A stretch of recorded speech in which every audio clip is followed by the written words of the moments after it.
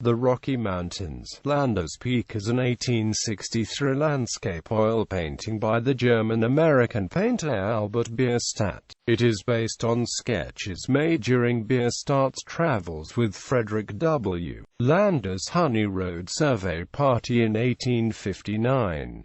The painting shows Lander's Peak in the Wyoming Range of the Rocky Mountains, with an encampment of Native Americans in the foreground. It has been compared to and exhibited with The Heart of the Andes by Frederic Edwin Church. Lander's Peak immediately became a critical and popular success and sold in 1865 for $25,000. Background. Hudson River School landscape painter Albert Bierstadt was born in Germany, and, though his family moved to New Bedford, Massachusetts, when he was 2, he spent many of his formative years in Europe. He made his debut in an 1858 exhibition, but his breakthrough came in the aftermath of a journey he made the following year. In the spring of 1859, Bierstadt joined the Honey Road survey party led by then-Colonel Frederick W.Lander. He traveled as far as the Wind River Range in the Rocky Mountains, and made studies for numerous paintings along the way. Bierstadt was greatly impressed by the landscape he encountered, and described the Rocky Mountains as the best material for the artist in the world. Quote, "He had a habit of doing extensive preparation for his work, on occasion making as many as 50 sketches for a single painting. In 1860, he exhibited Base of the Rocky Mountains, Laramie Peak at the National Academy of Design. His greatest success, however, came with the Rocky Mountains, Lander's Peak, which he exhibited in 1863 at the 10th Street Studio Building, where he also had a studio.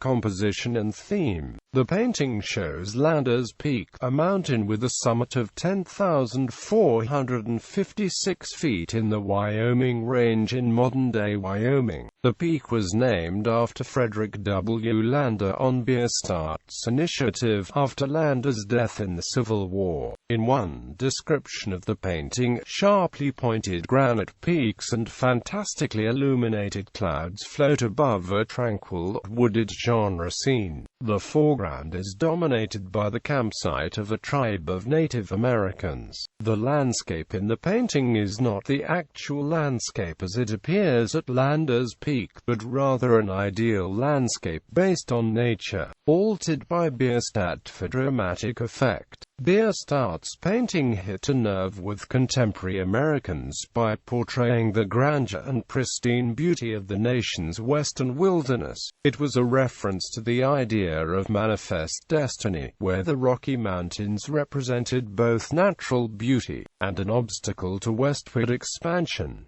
In the words of historian Anna Hyde, Bierstadt painted the West as Americans hoped it would be, which made his paintings vastly popular and reinforced the perception of the West as either Europe or sublime Eden. At the same time, the Native Americans in the foreground gave the scene authenticity, and presented it as a timeless place, untouched by European hands. Reception. Lander's Peak was an immediate success. 1,200 people were invited for the exhibition, and almost 1,000 showed up. Bierstadt was a shrewd self-promoter as well as a gifted artist, and this was the first of his paintings to be widely promoted with a single picture exhibition, accompanied by a pamphlet, engravings and a tour. The painting, with its 10-foot width, was intended both for exhibition halls and the homes of America's emergent millionaire class.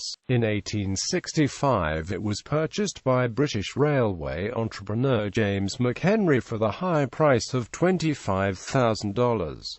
Bierstadt later bought it back, and sold it to his brother Edward, before it was eventually acquired for the Metropolitan Museum of Art in New York in 1907. Comparisons were made between Lander's Peak and The Heart of the Andes, a contemporary painting by one of Bierstadt's main rivals in the landscape genre, Frederic Edwin Church. The two works represented the two great mountain ranges spanning North and South America. At the New York Metropolitan and fair in 1864, held by the United States Sanitary Commission to raise money for the Union war effort. The two paintings were exhibited opposite each other. Lander's Peak and the Heart of the Andes are still exhibited on opposite walls at their current location at the Metropolitan. Most reviews of the painting were positive. One review called it beyond question one of the finest landscapes ever painted in this country, adding, "Its artistic merits are in some respects unrivaled," and added to these, it has the advantage of being a representative painting of a portion of the most sublime and beautiful scenery on the American continent. The painting won a prize at the Exposition Universelle in Paris in 1867. At the same time, there were also critical voices. In particular, some American pre-Raphaelites found his brushwork wanting. One such critic complained that it would have been better if the marks of the brush had, by dexterous handling, been made to stand for scrap and fissure, crag and cranny. But as it is, we have only too little geology and too much bristle.